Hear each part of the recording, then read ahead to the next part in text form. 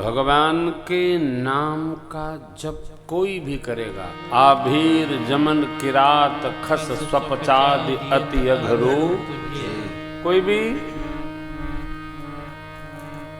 एक बार भगवान का नाम जप ले, हो ही पावन राम नमामि ते। ऐसे भगवान को बार बार नमन है, नमन है, नमन है। इससे तो ये बात समाप्त नहीं होती है, बात तो वहीं का वहीं रहेगी। शूद्रन गुणगन ज्ञान प्रवीणा नहीं। अब इसके मूल पर दर्शन करें। हमारा आपका सबका जो जन्म है वो अपने जन्माद्य संस्कारों के परिणाम स्वरूप प्राप्त हुआ है। Nobody can change it. कोई भी व्यक्ति इसको बदल नहीं सकता है। आपने जो लिख दिया मुझे, कितना प्रयास किया ऋषिवर विश्वामित्र ने ब्रह्मर्षि की उपाधि प्राप्त करने के लिए।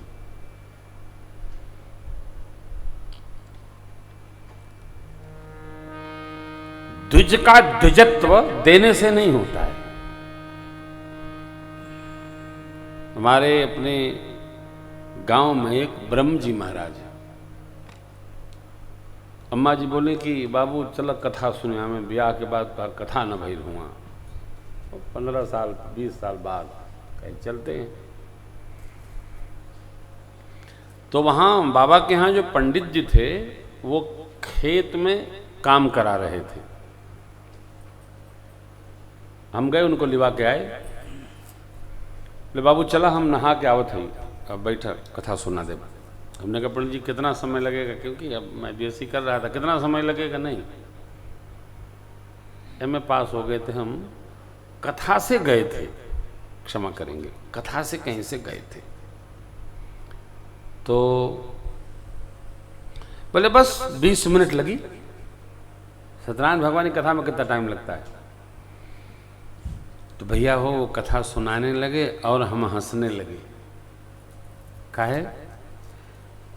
पंडित जी कलावती कन्या साधु वैश्य, सीपी बाबू कलावती कन्या साधु वैश्य, साधु वैश्य कलावती कन्या, और 2-4 शब्द बोल करके बोले वृंदावन बिहारी लाल की, और तुरंत शंख बजा दें। तो अब कथा तो मैंने बहुत बार सुनी है, स्कंद पुराण में लिखा है, बीच बीच में वो रेवा खंडे, कभी स्कंद पुराणे, कुछ न कुछ जो उनको कंठ में आया, चित्त में था, उन्होंने सब सुना दिया। 5 बार शंख ध्वनि भई। तो हमने कहा बाबा हो गया।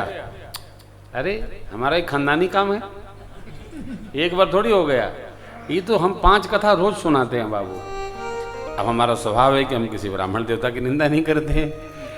अम्मा जी ने कहा कि इतना हंस क्यों रहे हो। हमने कहा अम्मा क्या बताऊं, लेकिन बड़ी अच्छी कथा पंडित जी, हमारो समय कम लगाए, बहुत अच्छी कथा सुनाए। अम्मा जी सुन ली और हम लोग अपना चले आए। मुझे ये दूसरी बार स्मरण आई बात, पूज्य पंडित जी ने जो कथा सुनाई, वस्तुतः कथा में कुछ नहीं है। भगवान शालग राम जी की पंचामृतम से सेवा करके उनको स्नान करा के दल चढ़ा देना, इतने ही सत्यनारायण भगवान की कथा है। यही साधु वैश्य ने किया, यही कलावती कन्या ने किया, यही लकड़हारे ने किया, यही राजा, क्या उल्का मुख राजा, शायद उल्का मुख राजा, सबने वही कथवा किया कि भगवान शालग राम की खोड़सोपचार या पंचोपचार सेवा, यही श्री सत्यनारायण भगवान की कथा है। वस्तुतः जीव की बुद्धि सत्यनारायण स्वामी लगी रहे, इसलिए हमारे ऋषियों ने पुराण में ये कथा उपस्थित किया है। जीव की बुद्धि उसमें प्रविष्ट रहे।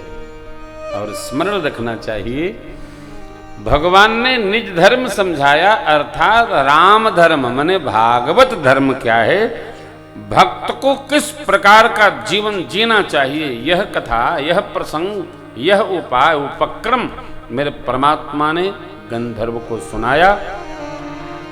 इससे उसके हृदय में भगवान के सिर चरणों में प्रीति दृढ़ हुई।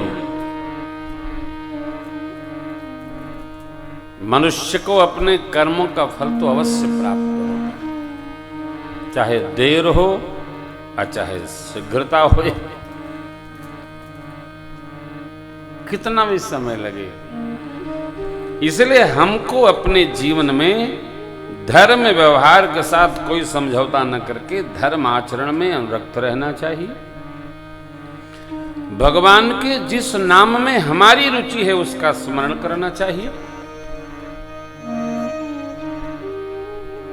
इससे हमको आपको सद्गति की प्राप्ति होगी।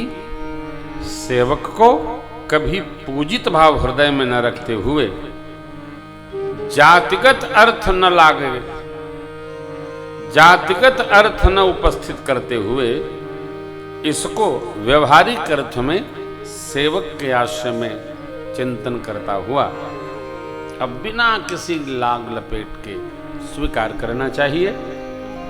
ये पंक्तियां परमात्मा ने उस पंक्ति के लिए कही जो सेवा में रत है, अनुरत है, अनुरक्त है, किसी जाति के लिए नहीं, परंतु स्मरण रहे सेवक कहाँ, तो जहाँ उसका निवास स्थल है, जहाँ उसका वास है, जहाँ उसका चिंतन है, जहाँ उसका विहार है, जहाँ उसका कर्तव्य है, उसी में लगे रहना। चिंतन को श्रेष्ठत्व में लेकर धर्म आचरण करना और भगवान के नाम का स्मरण करते हुए अपने मानव जीवन को कृतकृत करना, ये इसका हेतु है। एक बार पुनः ये पंक्ति स्मरण करें, फिर बाबा को प्रणाम करते हैं। पूजय